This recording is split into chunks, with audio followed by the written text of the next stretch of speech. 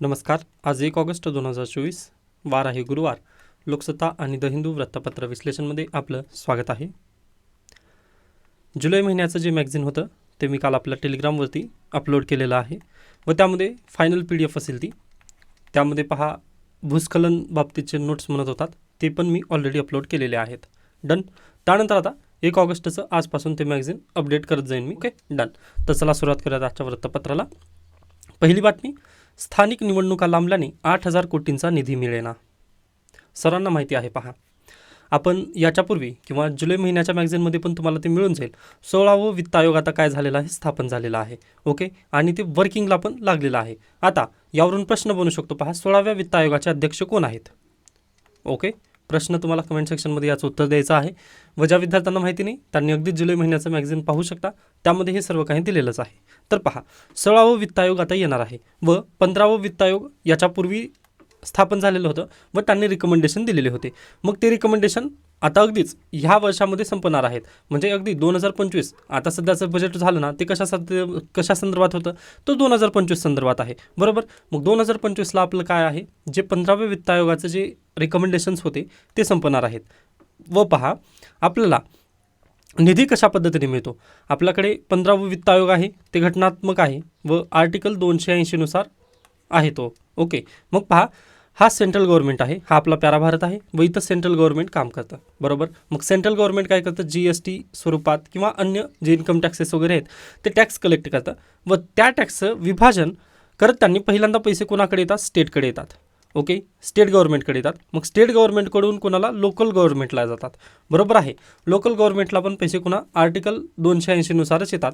पण स्टेटकडून प्रत्येक जिल्ह्याला किती पैसे द्यायचं याचा निकाल कोण करतं, तर राज्याचं वित्त आयोग करतं. ओके, केंद्राचं वित्त आयोग कशा संदर्भात करतं, तर केंद्राकडून राज्याला किती पैसे जातील यानुसार मग राज्याचं जे वित्त आयोग आहे ना, ते स्टेट गव्हर्नमेंटकडे आलेले पैसे, म्हणजे केंद्र सरकारने जे स्टेट गव्हर्नमेंटला पैसे दिलेले आहेत त्यांचं योग्यरित्या प्रत्येक जिल्ह्याला विभाजन करण्याचं काम कोण करतं, राज्य वित्त आयोग करतं. बरोबर आहे. पण पहा, सर्वांना माहिती आहे 2022 पासून आपल्याकडे प्रशासकीय राज्य चालू आहे. ओके, नगर परिषदा असतील किंवा महानगरपालिका असतील, आता तुमच्या शहरातली किंवा तुमच्या आजूबाजूचं जे जिल्ह्याचं ठिकाण वगैरे असेल, बरोबर, तेथील प्रत्येक महाराष्ट्रातील प्रत्येक जिल्ह्यामध्ये किंवा प्रत्येक तालुक्यामध्ये जे नगर परिषद आणि महानगरपालिका आहेत ना, तिथे सध्याला अगदीच जे प्रशासक आहेत त्यांचंच राज्य चालू आहे. सध्याला CEO प्रशासन तिथं करत आहेत. बरोबर आहे. जिल्हा परिषदमध्ये घ्या किंवा तुम्ही महानगरपालिकेमध्ये जा, तिथं पण तशाच पद्धतीने प्रशासकांतर्गतच हे राज्य चालू आहे. त्यामुळे पहा, जे सेंट्रल गव्हर्नमेंट आहे ना, इथे निवडणुकाच नाही आहेत. त्यामुळे सेंट्रल गव्हर्नमेंटने काय केलं आहे, स्टेटला हे लोकल बॉडीजसाठी जे पैसे द्यायचं राहतं ते त्यांनी पैसेच दिले नाहीत. ओके, सेंट्रल गव्हर्नमेंटनी स्टेट गव्हर्नमेंटला तुमच्याकडे निवडणुकाच झालेल्या नाही आहेत अद्याप, या नात्याने त्यांनी काय पैसेच दिले नाहीत 2 वर्षाचे. मागच्या 2022 पासून त्यांनी पैसेच दिले नाहीत. मग त्यासाठी पहा, आपला केंद्र सरकारकडे किती निधी पडून आहे, तर अगदीच जवळपास 4,460 कोटींचा निधी प्रलंबित आहे केंद्र सरकारकडे. 4,460 कोटी रुपये. ओके, व पहा, एवढा जास्त निधी, मग यातून भरपूर विकास कामं होऊ शकली असती. पण पहा, आपल्याकडे काय झाले आहेत, निवडणुकाच झाल्या नाहीत. त्यामुळे हा जो निधी आहे ना, तो केंद्र सरकारकडे प्रलंबित आहे. व केंद्र सरकार आता जर तुमच्याकडे आता जर इलेक्शन झाले तर नक्कीच 15व्या वित्त आयोगाचे जे रिकमेंडेशन आहेत तो संपेपर्यंत हे नक्की आपल्याला देऊ करेल. पण ज्या दिवशी हे रिकमेंडेशन संपतील व 16व्या वित्त आयोगाचे रिकमेंडेशन आल्यानंतर 2026 पासून ते जर लागू झाले की मग हे 4,460 कोटींवरती पाणी फिरल्याशिवाय काही, म्हणजे पाणीच फिरलं जाणार आहे असं आपण तिथं म्हणू शकतो. ओके, आता ही न्यूज आपल्यासाठी कुठे गरजेची आहे, तर GS2 कोणतं, फिजल फेडरलिझम. आता लक्षात आलं असेल, फिजल फेडरलिझम म्हटल्यानंतर ते माइनची न्यूज आली होती. पहा, त्या न्यूजची न्यूजला पण तुम्ही लिंक करू शकता. ओके, जर UPSC GS2ला जर प्रश्न विचारण्यात आला की फिजल फेडरलिझम म्हणजे काय किंवा फिजल फेडरलिझमला चॅलेंजेस काय काय आहेत आज सध्याला, तर तुम्ही सुप्रीम कोर्टाचं ते जजमेंट कोट करू शकता.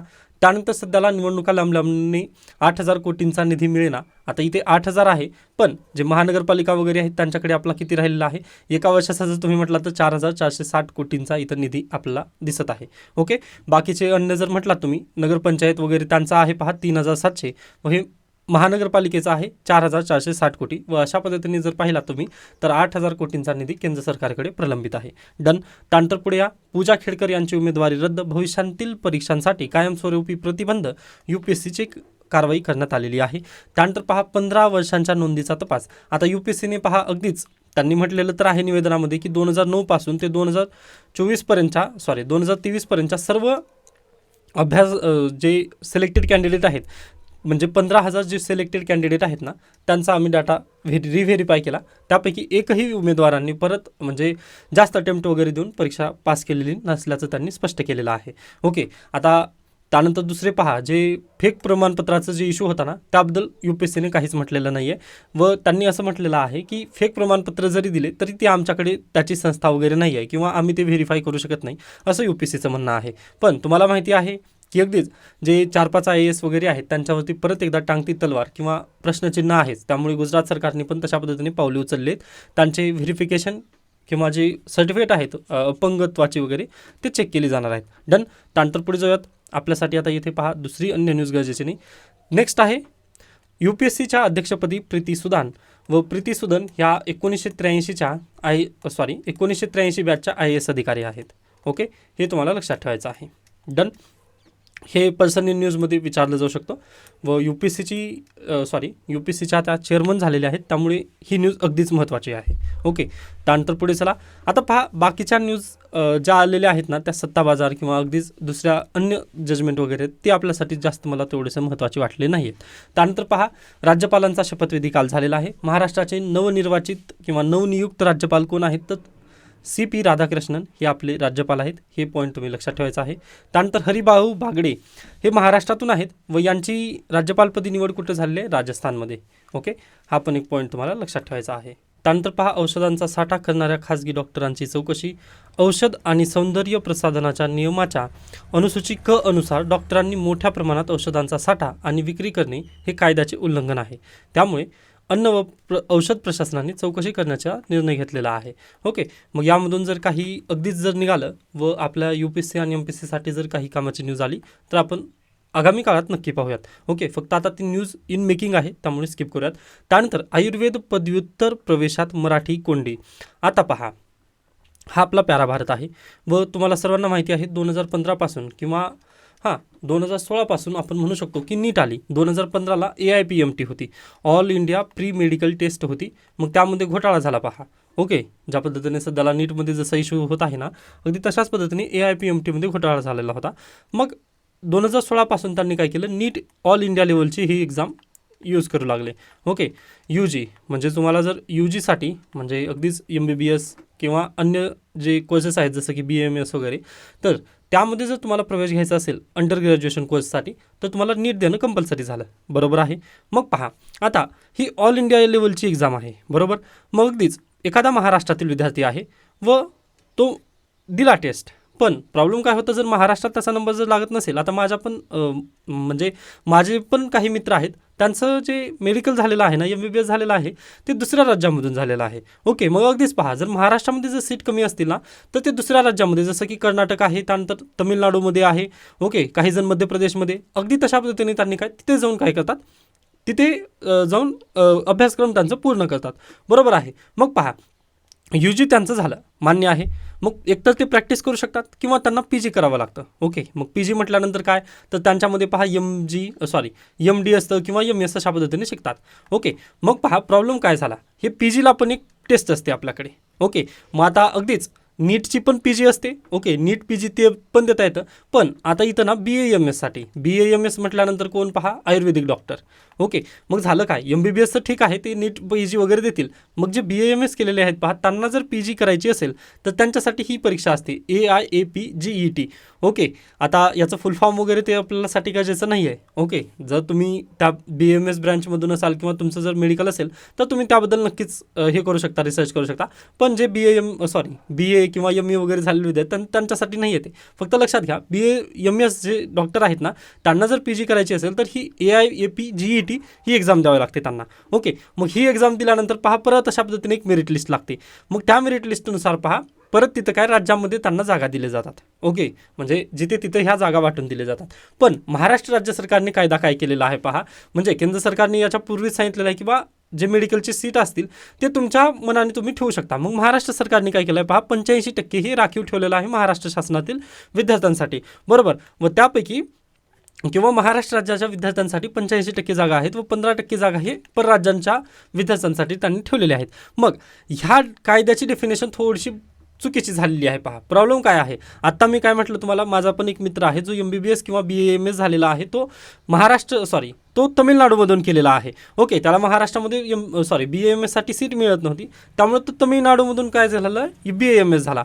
मग तो वापस महाराष्ट्रामध्ये आला व महाराष्ट्रामध्ये आल्यानंतर AIAPGET ही परीक्षा दिला.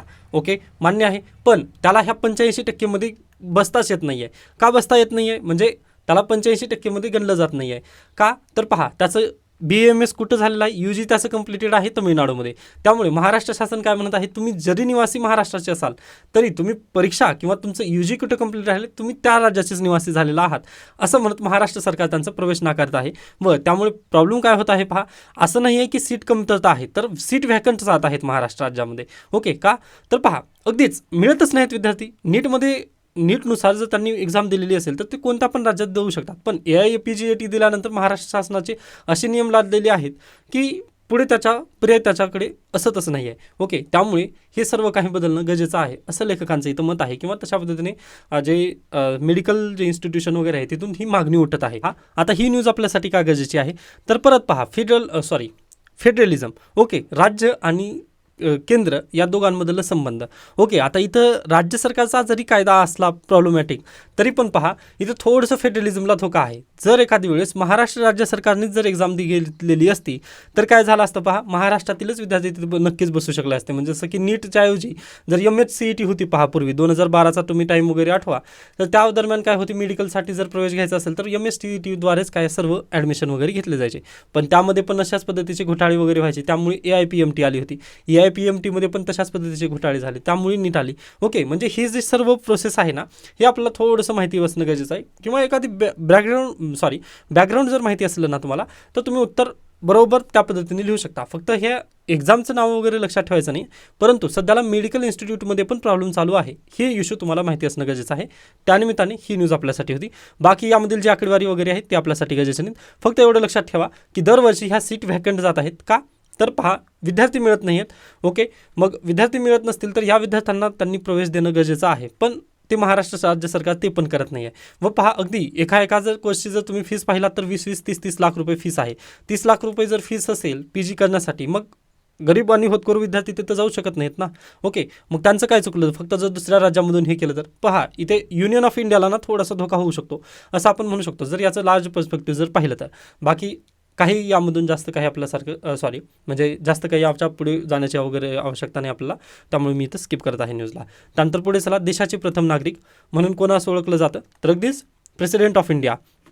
आता पहा, प्रेसिडेंट ऑफ इंडिया जेव्हा बिल मांडण्यात आलेलं होतं किंवा संविधान सभेमध्ये 1947मध्ये चर्चेला घेण्यात आलेला होता हा मुद्दा, आर्टिकल 52 पासून आता आपण सध्याला चर्चा करत आहोत, बरोबर. मग पहा, राष्ट्रपती म्हटल्यानंतर इथं काय प्रॉब्लेम होत आहे पहा, तर हे पुरुष सत्ताक दर्शवण्याचा प्रयत्न चालू आहे. ओके, त्यामुळे गेल्या वर्षी एक राष्ट्रपती शब्दामुळे संसदेमध्ये गदारोळ झालेला होता पहा. ओके, ते आपल्याला तशा पद्धतीने हे करायचं नाही. पण राष्ट्रपती जर म्हटलात ना तुम्ही तर कदाचित तिथं थोडंसं पुरुषप्रधान संस्कृती आहे की काय असा प्रश्नचिन्ह निर्माण होतो. मग आता पहा, एवढं तुम्ही खोलात जाऊ नका की हे पुरुषच वगैरे आहे का. मग त्यावेळेस पहा अगदीच KM मुन्शी यांनी वगैरे काय केलं होतं, सुचवले होते दुसरे, तुम्ही त्याऐवजी तुम्ही नेता वगैरे असं म्हणायला सांगितलेलं होतं. पण पहा ते शक्य नाही आहे, किंवा म्हणजे ते जर बदलायचं असेल तर आपला खासदार होऊन संसदेमध्ये वगैरे जावं लागेल. ओके, त्यामुळे आता सध्याला जे आहे तसंच आपण शिकूयात. बाकी पहा, हे आपण सध्याला कितवं चालू आहे आपलं पार्ट 5 चालू आहे. ओके, व आता त्याला फक्त कलम चालू आहेत, त्यामुळे मी याबद्दल जास्त डिस्कशन केलं नाही आहे. आपलं जे मॅगझिन असेल ना, त्या मॅगझिनमध्ये ही कलमांची जी लिस्ट आहे ना, मी एकदाच प्रोव्हाइड करेन व ते एकदाच डिस्कस करूयात. रोज हे संविधान भान वगैरे चर्चेला घेत बसायचं नाही आहे. ओके, स्किप करा. त्यानंतर जातीचा विवेक आणि विवेकाची जात मी स्किप करत आहे. आता याच्या मागचं बॅकग्राऊंड काय आहे तर अगदीच अनुराग ठाकूर आणि राहुल गांधी, त्यासोबतच अखिलेश यादव यांचं भांडण तुम्ही संसदेमध्ये काय झालं ते तुम्हाला माहितीच असेल, त्यामुळे मी आता जास्त यामध्ये डिटेल जात नाही आहे, स्किप करतो आहे. त्यानंतर बेरोजगारांपेक्षा कंपन्यांनाच लाभार्थी, आता हा पण थोडासा निगेटिव्ह आलेला मुद्दा आहे, त्यामुळे मी याला पण स्किपच करत आहे. त्यानंतर नेक्स्ट आहे पहा, निर्वसितांचा ऑलिम्पिक संघ ही संकल्पना काय आहे. ओके, तर पहा आता हा आपला प्यारा भारत आहे. आता इथे अगदीच बांगलादेश आहे. बांगलादेशमध्ये काही राईट्स वगैरे झाले जसं की आत्ताच झालं होतं पहा, स्टुडंटचे आंदोलन झालेले होते आरक्षणाच्या मुद्द्यावरून.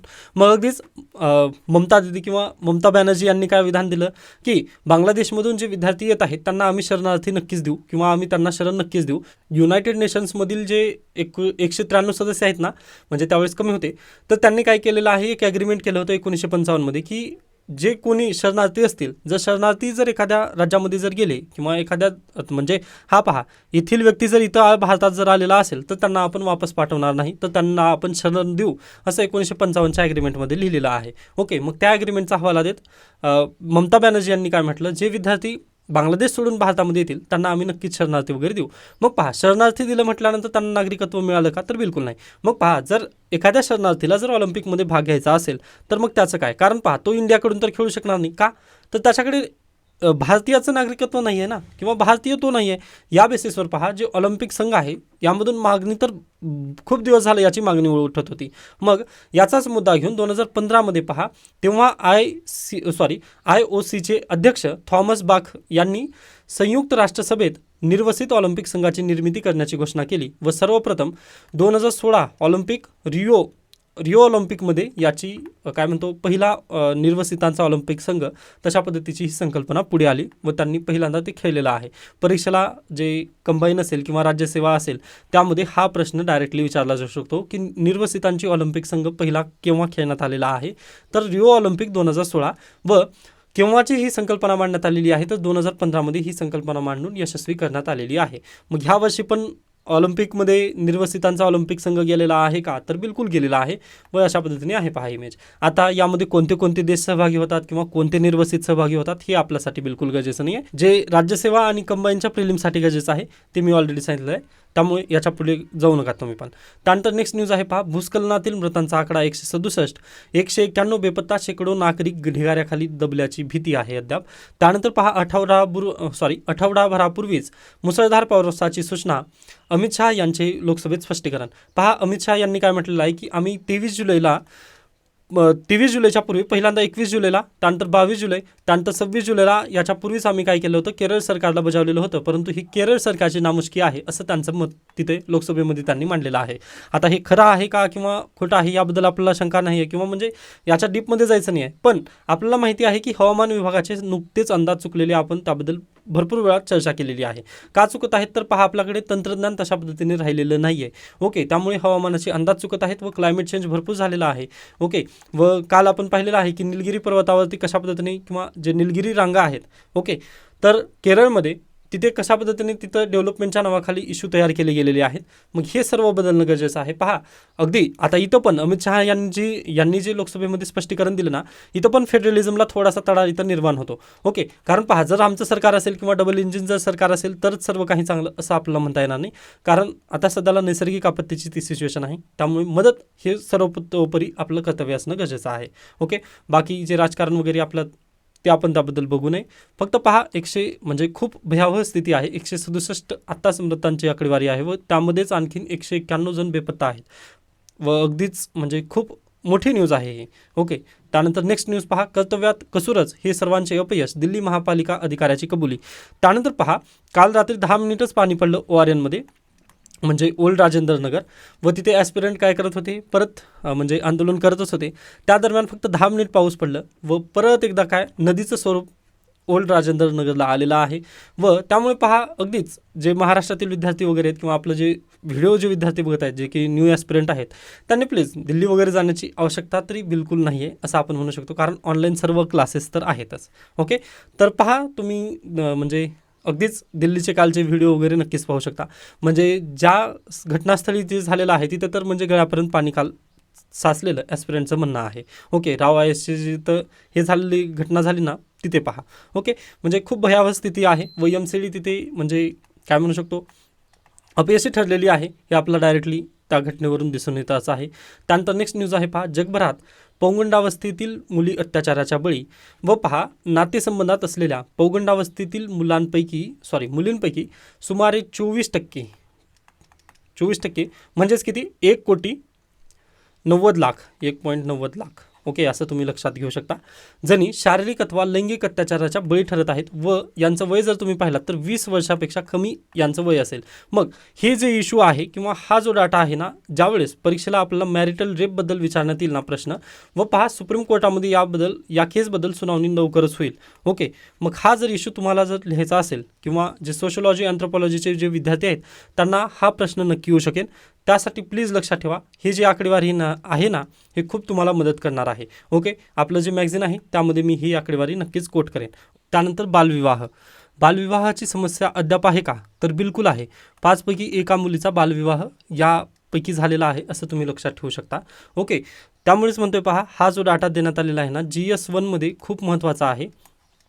त्यासोबतच जे अँथ्रोपॉलॉजी आणि सोशॉलॉजीचे जे विद्यार्थी आहेत ना त्यांच्यासाठी पण हा डाटा खूप IMP असेल. ओके, फक्त हा डाटा लक्षात ठेवा, ज्यावेळेस प्रश्न येईल ना त्यावेळेस तुम्ही हा डाटा नक्कीच इन्सर्ट करू शकता. म्हणजे हे काय आहे तर हे व्हॅल्यू ॲडिशन आहे. ओके, व्हॅल्यू ॲडिशन मटेरियल आहे असं तुम्ही लक्षात ठेवा. त्यानंतर अगदीच काय म्हणू शकतो तर मेन्स आन्सर रायटिंगबद्दल जे व्हिडिओ आहेत ते घ्यायचे आहेत का असं तुमच्यासमोर मी विचारणा करत आहे. म्हणजे पहा, आपण एस्से पासून सुरुवात करू शकतो व पुढे कशा पद्धतीने एस्से वगैरे लिहिणं गरजेचं आहे. आता अगदीच एस्से तरी तुम्ही नक्कीच लिहू शकता ना, किंवा तुमच्या लिहिण्याची प्रॅक्टिस तर नक्की करून घेऊ शकतो.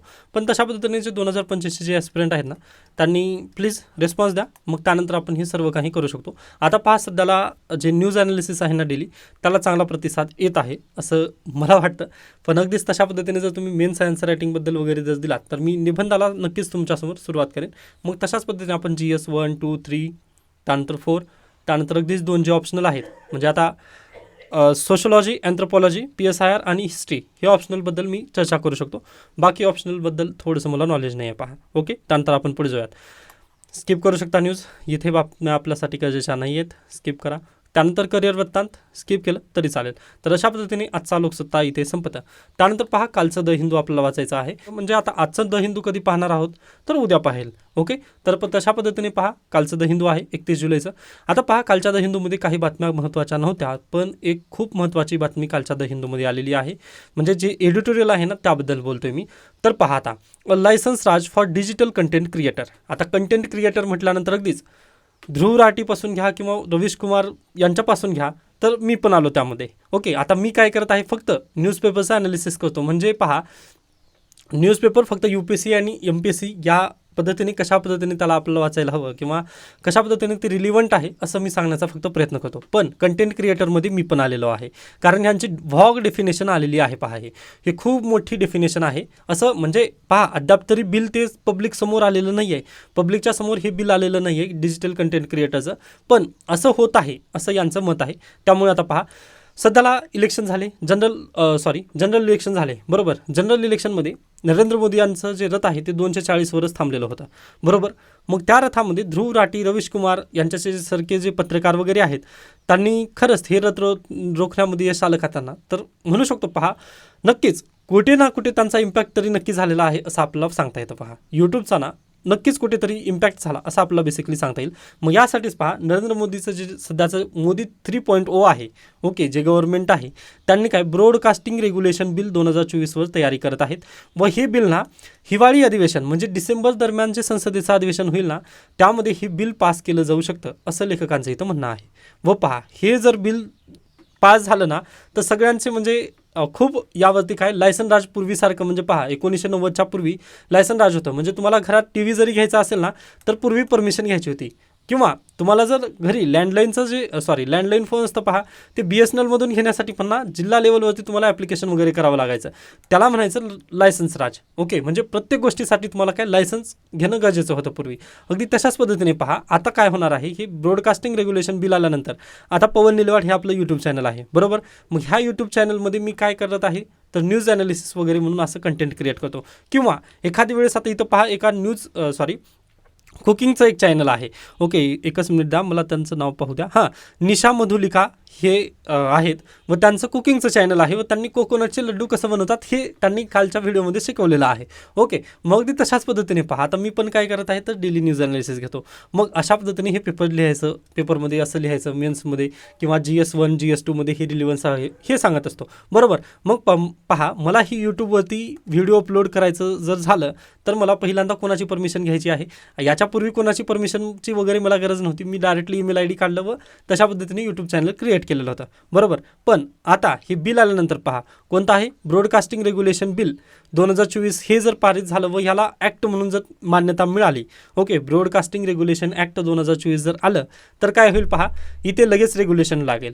ओके, म्हणजे मला जर एखादी मला एखादी चॅनल काढायचं असेल किंवा मला जर हे न्यूज ॲनालिसिस जर असंच कंटिन्यू जर ठेवायचं असेल ना, तर इथे पहिल्यांदा मला कोणाची परमिशन घ्यावी लागेल, गव्हर्नमेंट ऑफ इंडियाची. गव्हर्नमेंटमधील जे मिनिस्ट्री आहे electronics and information technology MIT आणि ministry of information and broadcasting, okay, MIB, MIT आणि MIBची ही परमिशन असेल, मग त्यानंतरच काय मला ही परमिशन जर भेटली त्यावेळेसच माझं यूट्यूब चॅनल पुढे कंटिन्यू होऊ शकेल.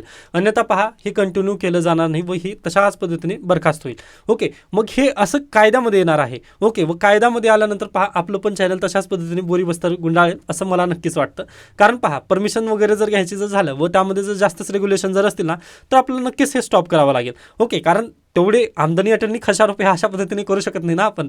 म्हणजे ते कायद्याची डेफिनेशन म्हणजे पहा त्यांनी काय करतील, अगदीच भारतीय संविधान आहे पहा, ते भारतीय संविधानाचं एक ड्रॉबॅक काय आहे माहिती आहे का, तर अगदीच ते वकिलांचं एक साम्राज्य आहे किंवा वकिलांसाठी एक स्वर्ग आहे असं तिथे म्हणण्यात आलेलं आहे, बरोबर.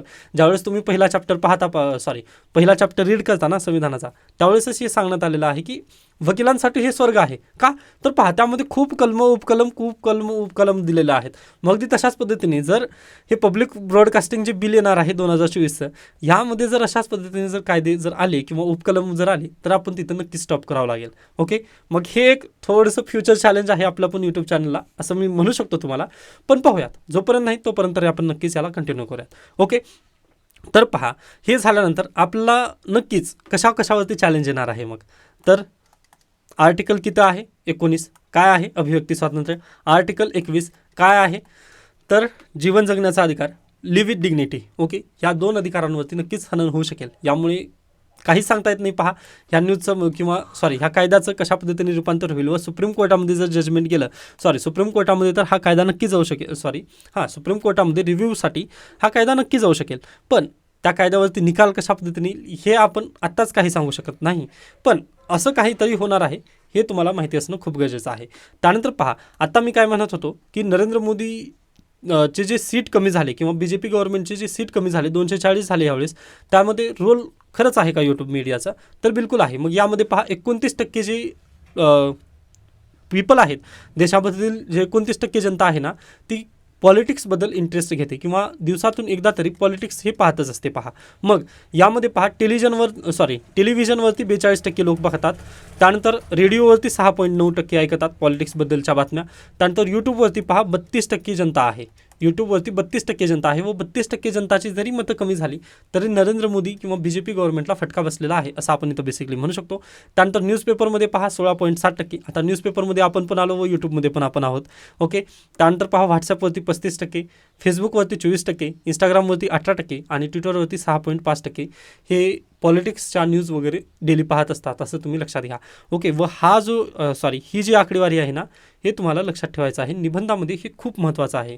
असा जर निबंध आला की खरंच भारतीय जनता ही पॉलिटिक्सबद्दल अवेअर आहे का, तर नक्कीच तुम्ही म्हणू शकता की 29% जनता ही पॉलिटिक्सबद्दल डेली न्यूज पाहत असते. मग त्यामध्ये YouTube media, television media, newspaper, radio, okay, ह्या सर्व मीडियामधून त्यांनी जे न्यूज आहेत ना त्या कंझ्युम करत असतात असं तुम्हाला सांगायचं आहे तिथे. बाकी 70% का कंझ्युम करत नसतील मग, तर पहा जे स्टुडंट आहेत ना त्यांना पॉलिटिक्सबद्दल थोडासा जास्त इंटरेस्ट नसतो. ओके, पण जे वयोवृद्ध असतात त्यांना तर नक्कीच याबद्दल इंटरेस्ट असतं असं तुम्ही तिथं तुमचं जे पॉईंट आहे ना ते तिथं नक्कीच प्रूव्ह करू शकता. त्यानंतर पुढे चला. आता पहा हे जे गव्हर्नमेंटकडून जे आपल्याला परमिशन घ्यायची आहे, मग त्याचे मिनिस्टर कोण आहेत, तर अश्विन वैष्णव हे दोन्हीचे पण मिनिस्टर आहेत असं लक्षात ठेवायचं आहे. कारण MITचे पण सध्याला मिनिस्टर म्हणून तेच काम करत आहेत व MIBचे मिनिस्टर म्हणून पण तेच काम करत आहेत व रेल्वे मिनिस्टर म्हणून पण तेच काम करत आहेत. त्यामुळे पहा आपल्याला तर जास्त अपेक्षा तर ह्या बिलकडून नाही आहे असं मी डायरेक्टली म्हणेल. कारण अगदीच त्यांचं काम पाहता किंवा सध्याचे जे रेल्वे ॲक्सिडेंट आहेत त्याबद्दल तर आपल्याला ते डायरेक्टली दिसतच आहे. त्यानंतर केंद्र सरकारचा हा पहिलाच पाऊल आहे का, ओके, असा जर प्रश्न आला किंवा म्हणजे आता इथं देण्यात आलेला आहे की केंद्र सरकारचा हा पहिलाच प्रभाव आहे का, तर बिलकुल नाही. पहा, याच्यापूर्वी ना त्यांनी IT ॲक्ट 2021मध्ये जो IT ॲक्ट आहे 2000चा आपला, त्यामध्ये अमेंडमेंट करून 2021ला काही चेंजेस करण्यात आलेले होते. ओके, मग त्या चेंजेसनुसार पण थोडंसं जे हे आहेत, काय म्हणतो, जे पब्लिक ब्रॉडकास्ट वगैरे आहेत ना, त्याला कंट्रोल करण्याचा प्रयत्न केला गेला. मग त्यामध्ये पण काही सुधारणा करण्याचा परत एकदा 2023मध्ये प्रयत्न केला गेला. ओके, म्हणजे पहा, डायरेक्टली यांना पूर्णतः कंट्रोल करता आलं नाही आहे, त्यामुळे हे थोडं थोडं त्याचा आवाका वाढवत आहेत, असं इथं लेखकांनी ते पॉईंट प्रूव्ह करण्याचा प्रयत्न केलेला आहे. ओके, मग त्यानंतर पहा, सध्याला काय आलेलं आहे, आणखीन एक बिल, जे कुणाल कामरा यांची केस आहे, पहा, fact checking amendment bill. Okay, मग त्याबद्दल बॉम्बे हायकोर्ट आणि सुप्रीम कोर्टामध्ये पिटिशन दाखल आहेत. ओके, त्यामुळे मार्च 2024मध्ये याबद्दल सुप्रीम कोर्टाने पुढे सुनावणी ढकललेली आहे. त्यामुळे अद्याप जे फॅक्ट चेकिंगचे जे अमेंडमेंट आहेत किंवा जे फॅक्ट चेकिंगच्या ज्या संस्था आहेत गव्हर्नमेंट ऑफ इंडियाच्या, त्या सध्याला वर्क करत नाही आहेत. ओके, अन्यथा पहा, हे जे IT ॲक्ट आहे ना, या IT ॲक्टनुसार पण आपल्याला भरपूर लोकांना म्हणजे जेलमध्ये पाठवता आलं असतं. ओके, त्यामुळे हे थोडेसे घातक आहे असं आपल्याला डायरेक्टली इथं दिसत आहे. त्यानंतर पहा, यूट्यूब और Instagram creators who comment on politics and report the news will need to register and work at the description of the MIB. Okay, पहा, आता मी तेच म्हटलं ना, जर तुम्हाला यूट्यूब असेल किंवा इंस्टाग्रामवरती जर वर्क करायचं असेल किंवा क्रिएट करायचं असेल व्हिडिओ, व तुम्ही अगदीच पॉलिटिक्सवरती कमेंट करा अथवा न करा, पण तुम्हाला रिपोर्ट वगैरे तशा पद्धतीने करायची आहे ना, तर MIB मध्ये तुम्हाला रजिस्ट्रेशन कंपल्सरी आहे. त्यामुळेच मी म्हटलं की पहा, MIB मध्ये जर रजिस्ट्रेशन कंपल्सरी असेल व तिथे जर टर्म अँड कंडिशन तशा पद्धतीने दिलेल्या असल्या, तर ते खूप घातक वगैरे होऊ शकेल, असं डायरेक्टली पहिल्यांदा पाहता तर खूप हे दिसतं. पहा, कारण हा कायदा वाहक बनवण्यात नक्कीच येईल. त्यानंतर it will increase government powers. पहा, मी जे म्हणत आहे ना ते इथं दिलेलं आहे. त्यानंतर reduce transparency and accountancy process and erode fundamental rights. बरोबर असं आहे. फंडामेंटल राईट्समध्ये कोणते कोणते मी तुम्हाला लगेच सांगितलेलं होतं, आर्टिकल 19 आणि आर्टिकल 21 याबद्दल नक्कीच तिथे तुमच्या आर्टिकलचं 2चं हनन नक्की होऊ शकतं तिथं. त्यानंतर पुढे पहा, ब्रॉडकास्टिंग बिल हे आपल्यासाठी गरजेचं नाही आहे सध्याला. त्यानंतर की हायलाईट्स ऑन द बिल, मग इथं तेच दिलेलं आहे. पहा, एखादी कोणतंही जर यूट्यूब चॅनल वगैरे असं द्या, आता पहा इंस्टाग्रामवरती पण, तर त्यांच्यासाठी हा कायदा लागू असेल. व पहा, इथे कुकिंगचं चॅनल आहे व आपलं तर ते तशा पद्धतीने चॅनल आल्यानंतर म्हणजे खूपच अवघड होईल असं पहिल्यांदा प्रथमदर्शी तरी वाटतं. पण पाहूया त्याचं कशा पद्धतीने हे बिल वगैरे तयार केलं जाईल. व नक्कीच जर बिल जर आलं ना, तर आपल्याला नक्कीच थांबावं लागेल. हे थोडंसं पूर्वसूचना आहे असं तुम्ही नक्की लक्षात घेऊ शकता. व पहा, जर अगदीच आपण जर इथं थांबायचं जर म्हटलं, तर मग काय करावं लागेल, जे खरंच म्हणजे त्यांना काही करायचं आहे त्या विद्यार्थ्यांनी मला दुसऱ्या प्लॅटफॉर्मवरती वगैरे आपला प्लॅटफॉर्म शोधणं पण खूप गरजेचं आहे. असं एक थोडंसं आपल्याला माहिती असणं गरजेचं आहे किंवा तुमच्यासोबत शेअर करावं असं म्हणून हा आर्टिकल घेतलेला आहे. बाकी UPSCमध्ये तर पहा, ह्या डाटावरतीच प्रश्न विचारला जाऊ शकेल. बाकीचा हा जो डाटा आहे ना, याबद्दल अद्याप तरी UPSC विचारणार नाही, कारण क्रिटिसाइज गव्हर्नमेंट असा प्रश्न आलेला नाही आहेत 2014पासून किंवा 2016पासून तुम्ही म्हणू शकता. 2016पासून UPSCचं पॅटर्न बदललेलं आहे थोडंसं. मग तेव्हापासून तर क्रिटिसाइज ऑन गव्हर्नमेंट तर आलेले नाही आहेत. त्यामुळे नक्कीच हा प्रश्न येणार नाही. पण आपल्याला डेली लाईफमध्ये जर तुम्हाला पण यूट्यूब चॅनल वगैरे जर काढायचं असेल तर थांबा तुम्ही, कारण आता पुन्हा काय करायचं आहे आपल्याला, तर परमिशन घ्यायची आहे. हे फक्त एक सांगण्याचा उद्देश होता. तर आता आपण इथे थांबूयात. याबद्दल काही शंका, काही सजेशन असतील तर नक्की मला सांगू शकता. व आजचं जे द हिंदू असेल ते आपण उद्याच्या लेक्चरमध्ये कव्हर करूयात. ओके, धन्यवाद.